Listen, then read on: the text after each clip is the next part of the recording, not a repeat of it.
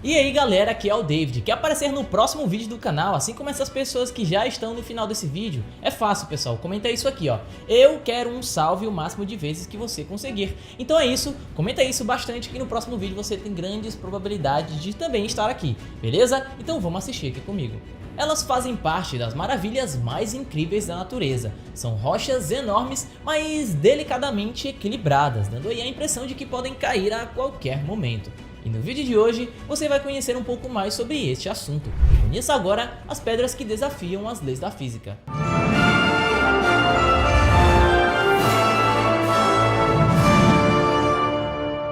Bola de Krishna.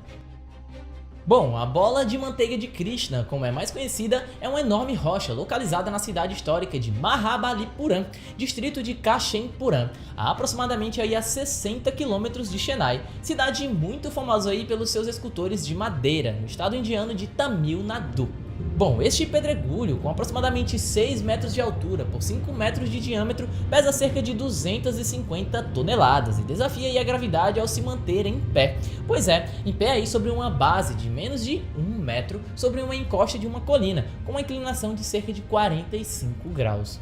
Devido aí a desafiar todas as leis da física, esta rocha acabou se tornando uma atração turística na região e há várias histórias que procuram explicar como este fenômeno incomum é possível, embora nenhuma delas pareça ter então respondido à pergunta satisfatoriamente. A bola de manteiga de Krishna foi inicialmente chamada pelos locais como Van Irai Hall, que traduzindo do tamil significa Pedra dos Deuses do Céu. Para este nome, existe uma lenda de que foram os deuses que colocaram esta imensa rocha em Mahabalipuram e o objetivo era mostrar a força e o poder dos deuses aos habitantes daquela então cidade, tá pessoal? Uma explicação mais moderna para isso substitui os deuses por extraterrestres que visitaram aí a região há milhares e milhares de anos atrás. Balancing Rock. Olha só, a Balanced Rock é uma das maravilhas mais populares do Erks National Park, situado em Grant County, em Utah, lá nos Estados Unidos. O Balanced Rock está localizado próximo à estrada principal do parque, a cerca de 14,8 km da entrada do então parque. É uma das poucas vistas claramente visíveis da estrada. A altura total do Balanced Rock é de 39 metros, com a rocha de equilíbrio subindo a 16,75 metros acima da base. Esta rocha é a maior do seu tipo naquele parque, pesando aí aproximadamente o mesmo que um navio quebra-gelo, ou 27 baleias azuis. Chaminés de Fada. Estas são estruturas geomorfológicas criadas a partir de rochas moles de origem sedimentar. Normalmente são encontradas em áreas como desertos, áreas áridas, regiões de clima seco e também de clima quente e possuem um tamanho muito variável. Pessoal, podem existir chaminés de fada que podem medir de alguns metros até a altura de um prédio de 10 andares. Pois é, tudo depende de minerais e rochas que nele estão depositados. Existem inúmeros tipos de rochas e minerais que podem ser colocados nessa chaminé e os que fazem aí variar até a sua cor. Entre as chaminés de fada mais famosas que existem no mundo estão as chaminés de fada da Capadócia na Turquia e as do Parque Nacional de Bryce Canyon, que fica lá em Utah, também nos Estados Unidos. Todos eles são muito famosos devido às suas formas peculiares, tá? E ao longo da história, essas colunas naturais foram fontes de muitas lendas e superstições. Em culturas antigas, pensava-se aí que essas colunas tinham um significado aí além de uma simples formação geológica, tá bom? A Pedra de Canesteinen. A alguns metros da distância do seu Recife, na Noruega, a estátua de uma cauda de baleia nos lembra das belas criaturas que vivem nos oceanos, tá? Exatamente aí neste local. Porém, esta não foi criada pelo homem, tá? Vou explicar para vocês. Bom, muitas vezes a natureza consegue fazer qualquer coisa que nós mesmos, os seres humanos, não conseguimos compreender. Esta bela rocha esculpida pelo mar é muito prova disso. A Pedra Chapéu do Sol está dentro da fazenda de Sucupira, também conhecida como Fazenda Chapéu do Sol, de propriedade particular. Fica no centro da cidade de Cristalina. Embora existam algumas hipóteses, a mais aceita é que há milhares e milhares de anos a região era mar. Com o tempo, o mar foi recuando ali, tá? E as pedras foram se assentando. Nesse movimento, a enorme pedra que estava solta apoiou-se em outra, formando esse belo fenômeno intrigante e também muito lindo de se ver. A pedra superior, responsável pelo nome do chapéu, pelo formato e pela sombra que ela mesma produz, é um enorme quartzito de 347 toneladas. tem 13,7 metros de comprimento e a largura média aí entre 6 a 7,3 metros. Como se não bastasse, galera, ela ainda está bem inclinada, como você pode ver aí na sua tela agora. Pedra do Osso. Localizada no Parque Estadual da Pedra Branca, em Realengo, lá no Rio de Janeiro, a famosa formação rochosa Pedra de Osso, com seus aproximados 20 metros de altura, desperta aí a curiosidade de muitos aí devido ao seu equilíbrio verticalmente sobre o solo, tá? Parecendo assim desafiar até a própria gravidade. Stonehenge. O círculo de pedras mais famoso do planeta certamente já passou pelo imaginário de muitos viajantes, ao menos aí uma vez na vida de cada um de vocês, né? Pois é, o Stonehenge é o monumento pré-histórico mais conhecido de toda a Europa, localizado em Wiltshire, lá na Inglaterra. O monumento foi construído em diferentes estágios, sendo o primeiro há cerca de 5.000 anos atrás, como um monumento enge antigo, até ter um grande círculo de pedra erguido já no final do período Neolítico, há cerca de 2.500 anos antes de Cristo, tá? Frisando aqui. Ao final do que ficou conhecido como Idade do Bronze, muitos túmulos foram construídos naquele local. São muitas as teorias sobre a razão da existência dos Stonehenges, né? Na verdade, do Stonehenge, como a de que teria sido um observatório astronômico ou mesmo aí usado para rituais sagrados. Pois é, ligado então ao Sol, pessoal, ligados ao Sol durante o solstício de verão. O Sol nasce atrás da pedra do calcanhar e os raios brilham no coração do Stonehenge, rituais para colheitas serem bem-sucedidas e até então para os mortos. Saca-rolhas do Diabo. Durante o século XIX, fazendeiros do condado de Sioux, no estado americano do Nebraska, passaram a desenterrar estranhas estruturas em espiral de um material rochoso endurecido que saía verticalmente do solo. As espirais eram tão grossas quanto um braço humano e algumas delas chegavam a ser mais altas do que um homem adulto. Sem saber o que de fato era aquilo, os fazendeiros começaram a chamá-las de saca-rolhas do diabo. Pois é, essas estruturas intrigantes só foram analisadas pela comunidade científica no ano de 1891, através do geólogo chamado Dr. Barbour. Ele havia sido chamado por um fazendeiro local que tinha descoberto uma dessas formações em suas terras. Barbour então descobriu que as espirais eram, na verdade, tubos cheios de areia com umas paredes externas feitas de algum material fibroso. O geólogo sabia que elas eram fósseis, mas não tinha total certeza do que exatamente. Ele resolveu nomeá-las de Daemonelix, que significa saca-rolhas do diabo em latim. No ano seguinte da descoberta, Barbour começou a esboçar as suas primeiras hipóteses. Inicialmente, ele acreditava que o Daemonelix deveria ser uma raiz de uma gigantesca esponja de água doce que vivia em imensos lagos de água doce que antes existiam por aquela região.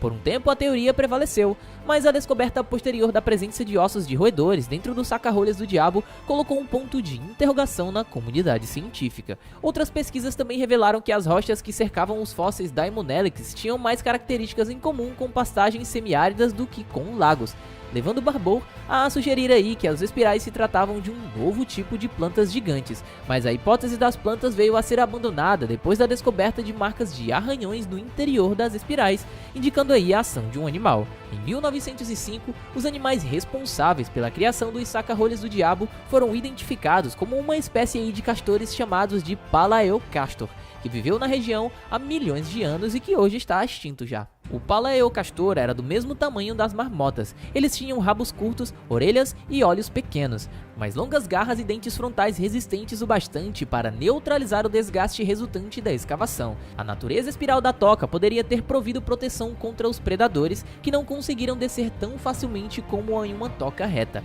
A estrutura em espiral também poderia ter facilitado o tamanho do Palaeocastor em empurrar a terra escavada para cima. Acredita-se que os palaeocastores morreram durante a era geológica do Oligoceno, quando o ecossistema do planeta mudou de um clima úmido para um mundo tropical mais seco e dominado por pastagens. Todos os fósseis encontrados na região estão expostos no Museu de História Natural do estado de Nebraska e podem ser vistos pelo público, tá? A espada medieval. Uma espada localizada 30 anos atrás nas cavernas de Kenton, em Shropshire, foi identificada como uma preciosa arma do século XIII, que pode ter pertencido aí a cavaleiros templários. No final dos anos 80, o morador Mark Lawton encontrou a lâmina enferrujada em câmaras subterrâneas, mantendo-a na janela da sua casa. Somente após enviar o objeto para ser avaliado por leiloeiros locais, Lawton descobriu suas verdadeiras origens. Até então, o morador tinha mostrado a descoberta apenas aos seus alunos, e eu estava ensinando em uma escola residencial na época e levei a espada para mostrar aos meninos. Nunca fiz nada com ela, declarou o próprio. Caroline Dennard, especialista em militaria do House Fine Art em Shrewsbury, certificou que a espada era da Idade Média e provavelmente, pessoal, foi utilizada por um cavaleiro, uma das únicas pessoas autorizadas pelo rei a portar armas. Este certamente é um objeto raro que tem todas as características de uma verdadeira espada do século XIII, afirmou ela. Por ter sido descoberta nas misteriosas cavernas de Kenton, em Shinfal, a espada pode ter sido usada por um templário. Dennard acrescentou que um cabo do objeto foi deliberadamente projetado com uma cruzeta reta perpendicular à lâmina, criando assim uma cruz. Isso serviria como um lembrete ao cavaleiro das tarefas que ele jurara cumprir. Princesa Ciclope. Arqueólogos iranianos encontraram um crânio de uma mulher que morreu há 5.000 anos, e como se isso já não fosse surpreendente, foi contestado que a mulher seria na verdade uma ciclope. Pois é, a mulher foi encontrada enterrada em uma sepultura juntamente com um olho artificial, que mesmo com o passar dos anos permaneceu ainda fixo.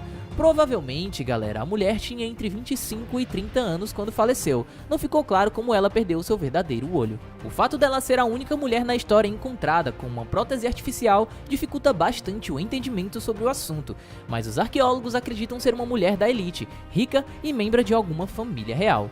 Os arqueólogos também encontraram colares ornamentais, um espelho de bronze e outros artefatos de luxo dentro da sua tumba. A equipe de arqueologia estimou a idade do olho entre 2900 e 2800 a.C. Esse olho artificial deve ter sido encontrado como a primeira prótese ocular na história médica. A princípio, parece que projetar o olho estava associado a aspectos estéticos. O pão de 14.000 anos. Não há alimento cuja história esteja tão arraigada às sociedades humanas quanto o próprio pão. Trata-se de um alimento muito simples, já que pode consistir só de farinha e água, mas também é bem complexo, afinal são impressionantes as reações biológicas de uma massa de farinha úmida. Acima de tudo, porém, pessoal, o pão é universal e ao mesmo tempo único. Ele expressa a forma como determinada cultura interage com seu ambiente para produzir comida, diz o pesquisador Michael Linder, especialista em alimentação e pesquisador da Universidade Livre de Bolzano, no norte da Itália. Para entender as origens do pão, é preciso recuar bastante no tempo.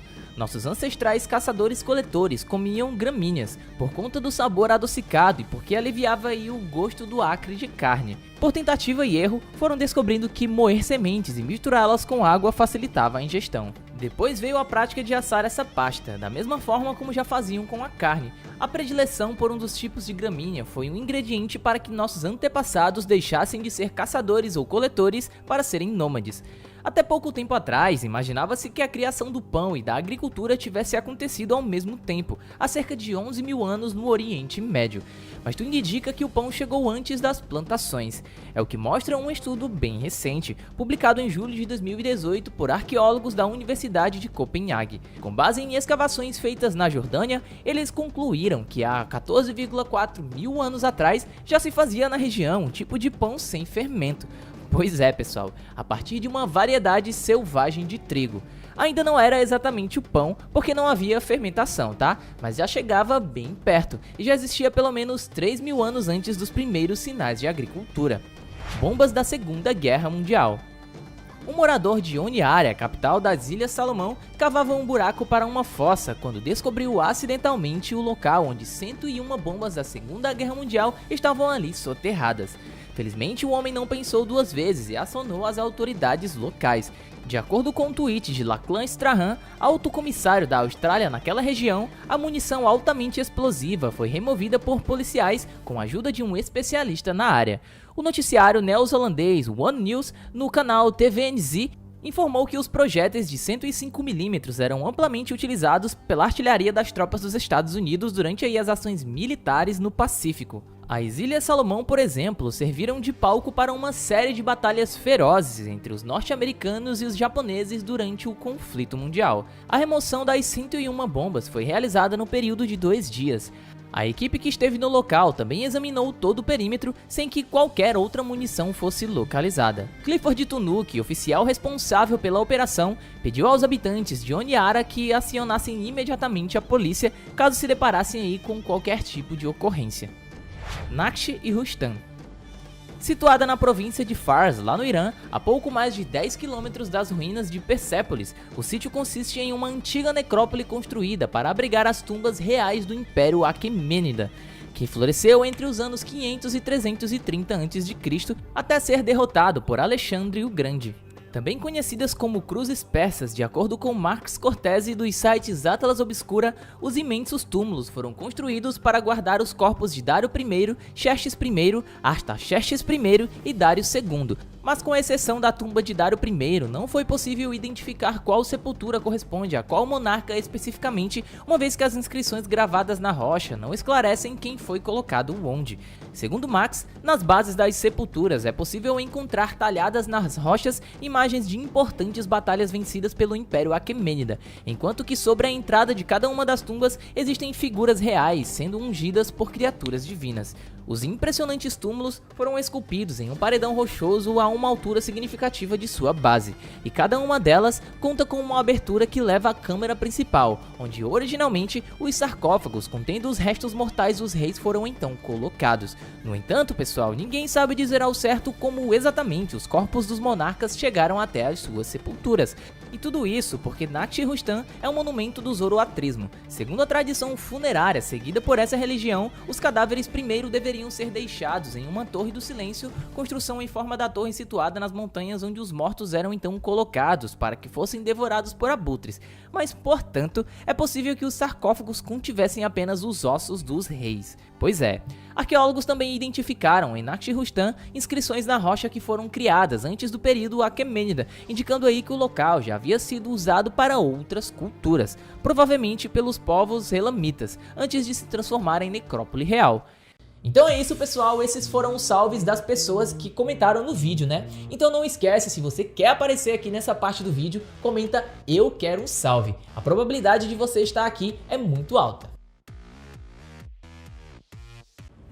Então é isso, pessoal, esse foi o vídeo de hoje aqui do canal. Então se você gostou, já deixa o like aqui pra fortalecer. Se você é novo aqui, chegou agora aqui de paraquedas pelos recomendados aí do YouTube, algum amigo te passou, já se inscreve, deixa um comentário, deixa o like, beleza? Manda esse vídeo para algum amigo seu, sei lá, seu pai, sua mãe, tio, tia, cunhado, namorada, namorado, quem você achar interessante. Porque afinal de contas, conhecimento é para tudo e para todos. Então é isso, até o próximo vídeo aqui do canal Universo Curioso.